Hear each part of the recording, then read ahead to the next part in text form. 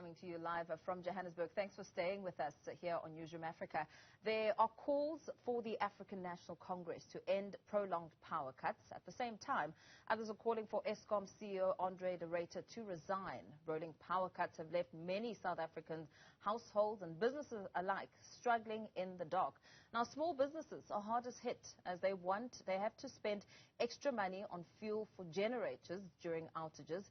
It comes as the cost of living is going up, with the latest figures from Statistics South Africa showing that the consumer price inflation has increased to 6.5%. Now, to discuss this further, I'm joined by Peter Bruce, editor-at-large and columnist from TimesLive. A very good afternoon to you. Thank you for your time. Eskom CEO Andre de Ruyter is finding out the hard way that when you run a state-owned company in South Africa, your ultimate employer is the ANC. I mean, that's what you've written in your column. The state capture report certainly revealed that the politics within Eskom are intricate. Where does it leave the power utility CEO in the midst of the chaos? Hi. Look, he's in a very difficult position. He's done parts of his job extremely well. And there are parts of his job that are just impossible to do. He cannot run individual power stations and individual units of power stations, all of which are managed by people very far from him, out of his reach, and he can't see them. And so he is entirely dependent, as is every CEO of Eskom being, on those managers out in the, in the rural areas, really, where these power stations are. He's dependent on them doing their jobs properly. And if they are in any way stopped from doing their jobs properly by a lack of parts or union action, as is more likely been the case, he's in trouble. We have to remember that this guy, de Ruyter, is the 13th CEO in 10 years of Eskom. So, it's pointless looking around for somebody else to do the job. The fact is, it's just become a very difficult job to do, whoever's running it. Yeah. And, when you're number 13, you're at the end of a very long plank if you're walking, over the water. I don't think there's room for any more. I mean, there's no point in changing him. What you've got to do is change the politics around him. He's the 13th CEO in a decade. He's in the middle of a grave crisis. Calls are mounting for him to resign, essentially.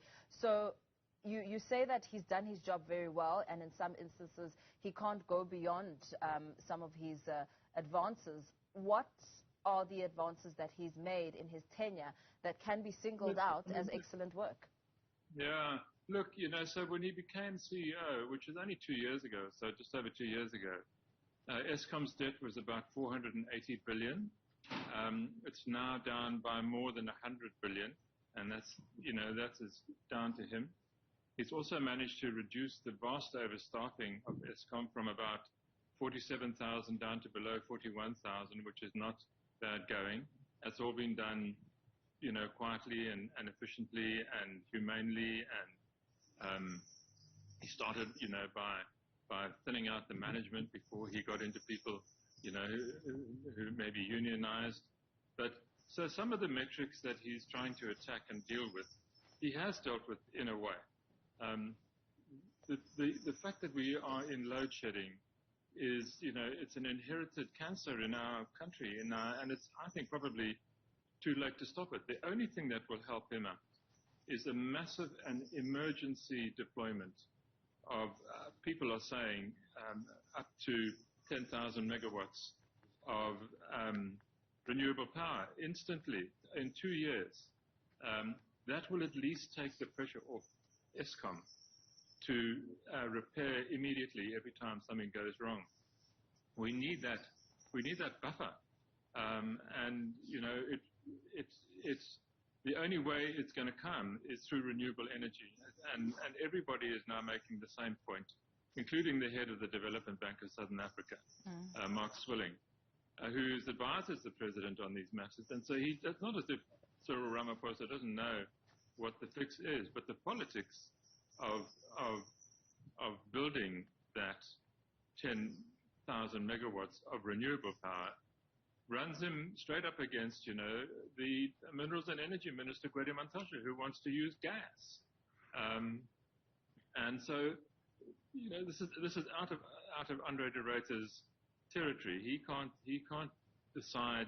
He can't make those decisions. He can just try and keep the machine that he's been given, the broken machine that has been given, somehow standing up in the face of incredible pressure, as we all know about. The unions are I presume, working to rule or not working, or for some reason or other. Yeah. These union negotiations have been particularly damaging this year. Who is then to blame? Who will take accountability? Because even in the 1990s, when former President, Deputy President at the time, Thabo Mbeki, was advised that the government needs to build more power stations, that didn't happen. He ignored that advice. No, he didn't. He was wrong. And so who to blame? Absolutely the African National Congress, in all of its iterations, has made one bad decision after another concerning Eskom. So first of all, they decided not to build when they were advised to build. Second, when they finally decided to build, their funding vehicle, Chancellor House,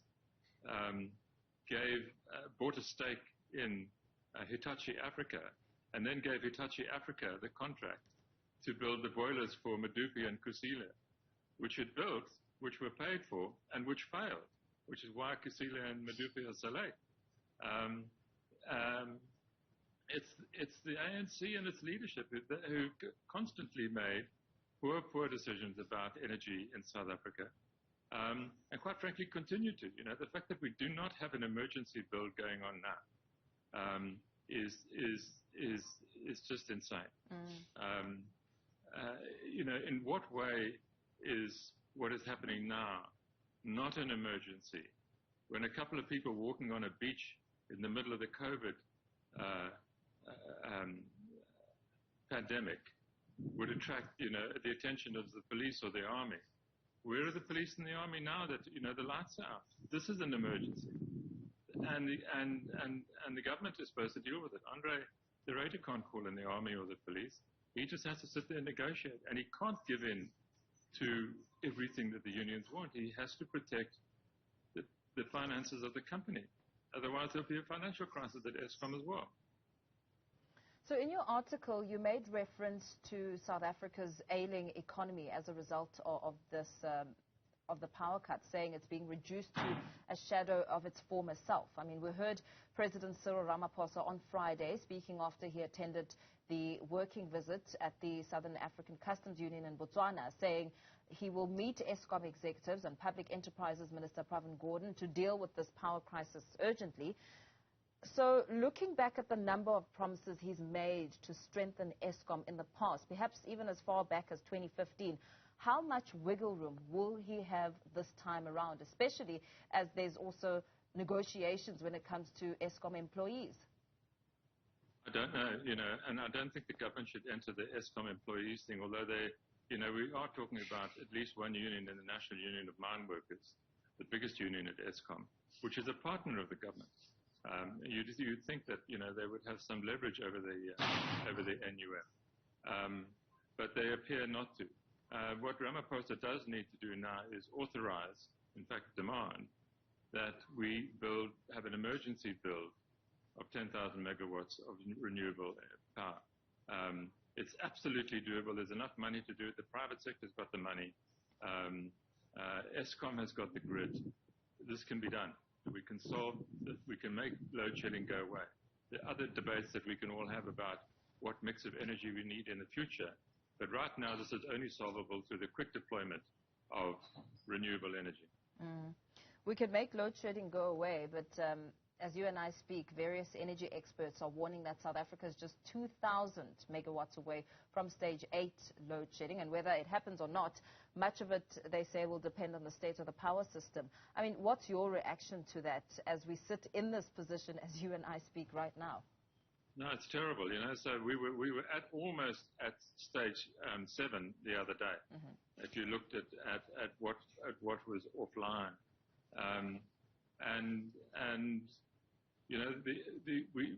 the system is very, very close to a collapse. And if it does collapse, we are in the most dreadful trouble, because it would take a week at least to get it all up and running again.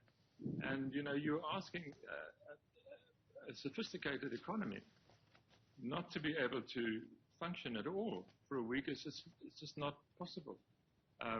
You know, you're on the most dangerous of slopes or slides if the lights go out permanently. You wouldn't be able to do anything. You wouldn't be able to fill up your car. You wouldn't be able to do absolutely anything. This is an emergency, and what we need from the president and the political leadership is some sign that they also think it's an emergency, and give us some sign of what they're going to do about it. There has to be a way, and the way has been shown. Every expert you come across will tell you we need a quick build of renewable capacity, solar or wind. It's the only way to do it quickly. If you're going to start building infrastructure and gas and pipelines and all these things, they'll take absolute years. The quickest, cheapest way is renewable energy, and he's got to come out of some talks and say, this is what we're going to do. He has a plan for 2 years. We will have 10,000 megawatts of new power, and we can then sit back and talk about what sort of energy future we want. Right now, we don't have the room to even discuss that. The president has always said that Eskom is too big to fail, and we can see the ripple effects in terms of the economy, especially as we look at what the impact is on small business. So when it comes to the team, you know, the Department of Public Enterprises and the team behind the solutions, how competent is that team, and how much unity is within the team to come out with a grand idea? I think that's a very key question. The team is, I suspect, much smaller than we think. There are obviously people at Eskom who are electrical engineers, who understand what the problem is, who understand how to fix the machines, given the time, given the money, and given the support. On the political side, I suspect that there is a very, very thin layer of people who may have some idea of what is going on.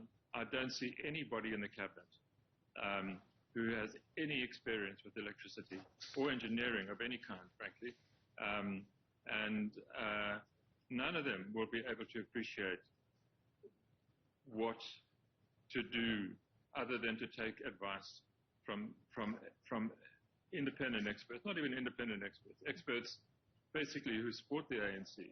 So we have to do a big renewables build immediately. Like we've got a month to decide, because we, you know, if we go to stage 8, the next is stage 10, you know, and we are then talking about whole days without power. Without power, we don't have a country. You know, we don't have everything that moves in South Africa moves because somewhere along the line there's been electricity, and without it, everything just stops. And try to imagine that.